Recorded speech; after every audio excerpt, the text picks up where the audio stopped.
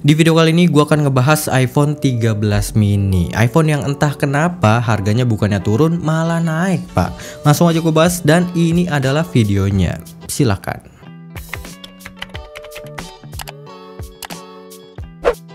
Halo semuanya, balik lagi sama gua Tio Nugroho dari channel Gadget Boy ID. Oke, jadi ini adalah iPhone 13 mini. Pajak yang harus gua bayar ke istri gua karena gua udah beli iPhone 15 Pro. Untuk unit yang gua beli di sini gua dapat di harga 5,3 jutaan yang versi internasional tapi emailnya terblokir. Untuk sellernya juga udah jujur udah ngasih tahu kalau sinyalnya ini nggak bisa dipakai dan sudah pasti untuk dus dan aksesoris lainnya bisa dibilang OM alias bukan asli dari Apple-nya. Untuk variannya gue ambil yang 128GB dan istri gue mintanya yang warna pink. Dan yang menariknya untuk tahun 2025 iPhone 13 mini makin kesini harganya bukannya turun malah semakin naik pak. Bahkan bisa ngalahin harga baru dari iPhone 13 basic yang versi iBox. Gue ambil contoh di salah satu toko di marketplace, dia ngasih dua pilihan. Ada yang 13 iBox baru di angka 9,7 jutaan dan yang 13 mini baru versi internasional tapi emailnya itu aman,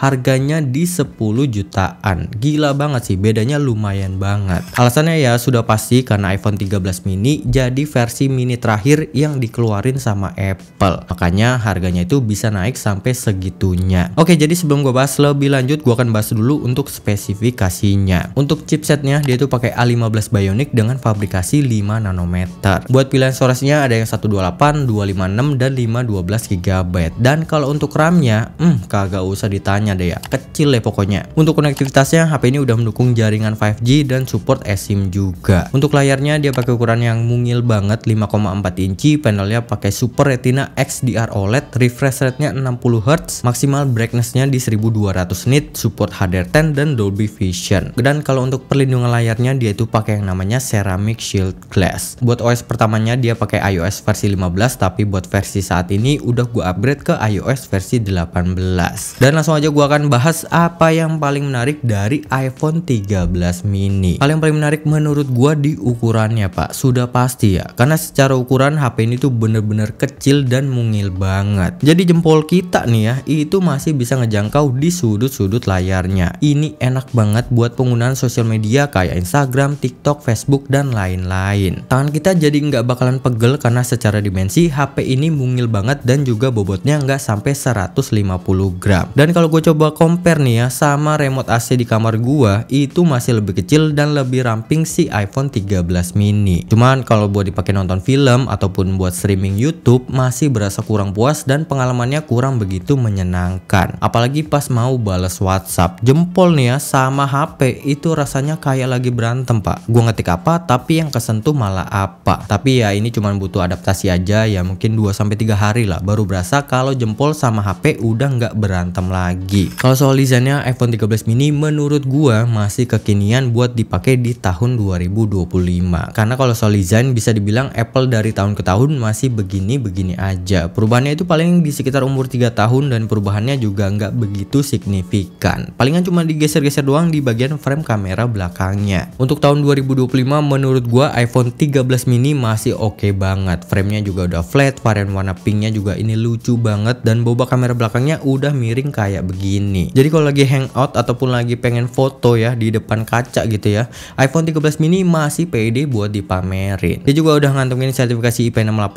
jadi bisa dibilang HP ini cukup aman dari debu dan cipratan air. Cuma gua nggak begitu menyarankan karena yang gua beli di sini versi bekas dan bukan versi baru. Jadi gue nggak tahu nih ya, ini HP tuh udah pernah dibongkar atau belum. Kalau untuk performanya bisa dibilang HP ini kecil-kecil cabe setan pak, pedes banget. Secara benchmark aja untuk hasil skor yang didapat itu masih bisa diandalkan buat kegiatan berat ataupun buat kegiatan harian. Gue ngetes editing video di aplikasi CapCut, performanya berasa sat-sat banget buat scrubbing, pilih filter ataupun buat tambahin teks. Performanya super ngebut banget. Gue ngetes juga buat main Mobile Legends karena gue penasaran main di HP kecil kayak begini rasanya itu kayak bagaimana. Setelah gue coba awal-awal tuh rasanya kayak aneh dan mapnya tuh berasa kecil banget pak.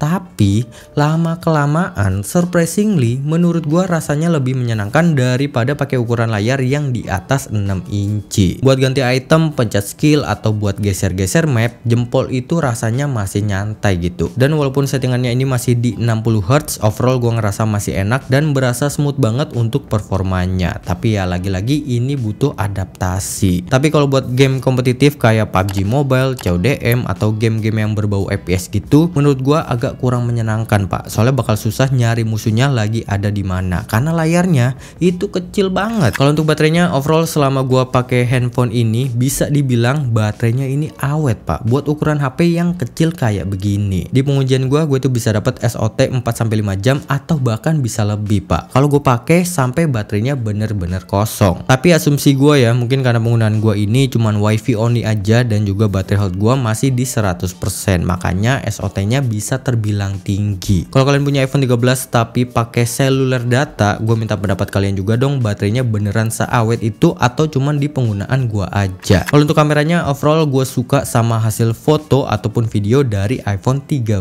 mini. Masih karakter seperti biasanya iPhone lah, hasilnya tuh kelihatan natural, kalau jelek ya jelek, kalau bagus ya bagus gitu. Untuk setup kameranya dia tuh pakai resolusi 12 megapiksel untuk kamera utama, kamera ultrawide dan kamera depannya. Dan yang paling gue suka itu di cinematic mode-nya. Untungnya seri 13 ini jadi yang pertama datengin mode cinematic. Hasilnya juga gue suka, cakep, blurnya rapi dan oke banget lah buat dipakai video jedak jeduk. Kalau untuk hasil fotonya bini gue tuh kurang suka sama bawaan settingan dari iPhone-nya. Makanya settingannya itu harus dirubah biar bisa dapetin hasil foto yang lebih menarik. Kurang lebih dia tuh kayak begini, photographic style-nya itu dirubah ke vibrant, tone-nya di 50, warm-nya di 30 dan exposure-nya dinaikin ke 0,7. Katanya sih hasil fotonya bisa lebih hidup dan lebih berwarna. Kalau untuk hasil fotonya dia itu kurang lebih seperti ini.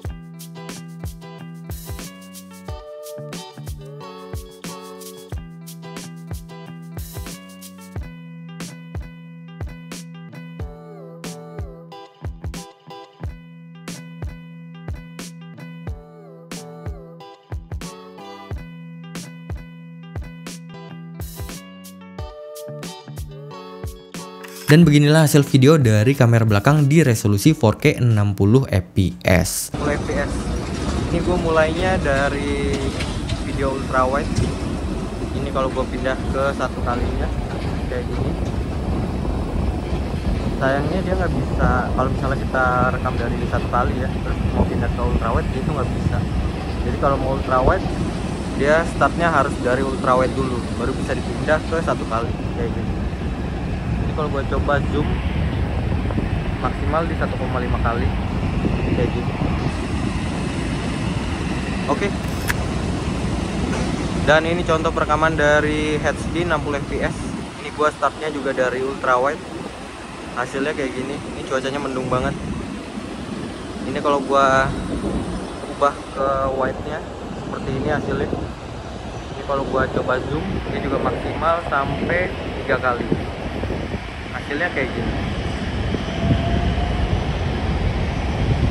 Gue ubah lagi ke satu kali dan gue ubah lagi ke ultrawide. Stabil banget sih, ini parah.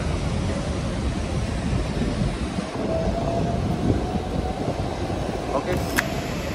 Dan ini adalah contoh perekaman kamera depan di 4K 60 fps. Hasilnya kayak gini. Cuacanya mendung. Mataharinya di sini cuman ketutupan awan, hasilnya kayak gini. Oke sih, ini stabil juga, mantap banget. Dan ini adalah contoh perekaman dari HD 60 fps. Hasilnya seperti ini. Kurang lebih hasilnya sih sama ya kayak 4K nya. Muka gue juga masih kelihatan di sini, terang banget. Oke. Dan ini adalah contoh perekaman kalau di kondisi malam hari. Ini gua start dari ultrawide ya. Ini di resolusi 4K 60 fps. Ini kalau gua ganti ke satu kali, hasilnya kurang memuaskan sih. Ini ngeblur banget.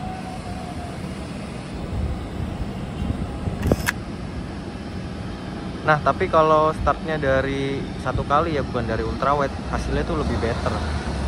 Kayak gini untuk hasilnya, cakep sih ini, stabil juga, lebih bagus, jauh lebih bagus daripada kalau kita start dari ultrawide-nya. Hasilnya seperti ini. Dan yang ini untuk HD 60 fps hasilnya kayak gini, kurang lebih 11-12 lah sama 4K nya ya, cuma dia nggak terlalu detail, lebih detail ke 4K nya. Untuk flare dia masih ada, ini kalau kalian lihat di sini sebelah kanan atas,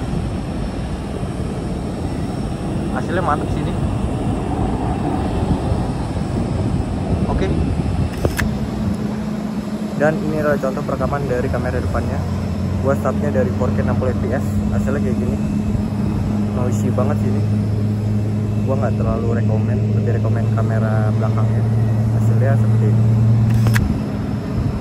Dan yang ini HD 60 fps, hasilnya juga kurang lebih sama, noisy banget, noisy berasa banget.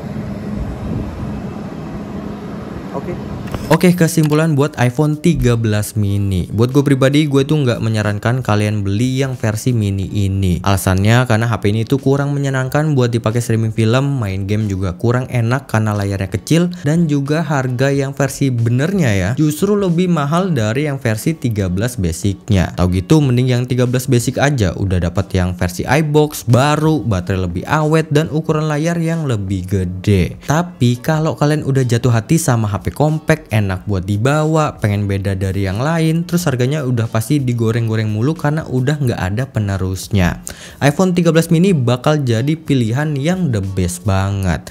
Nah lo bingung kan tuh? Intinya sih sesuaikan sama kebutuhan kalian aja. Oke, mungkin segitu aja video gua kali ini. Kalau kalian ada pertanyaan, kalian bisa tambahin di kolom komentar di bawah. Dan terima kasih banyak, gua Tirno cabut, sampai ketemu lagi di review-review selanjutnya. Bye bye. Mantap. iPhone 13 mini ini kecil banget sih. Ini gue coba compare sama iPhone 15 Pro gue. Tuh bedanya kelihatan banget ya, kecil banget pak. Ini kecil cuman nggak terlalu kecil atau nggak terlalu sekecil yang mini ini. Oke.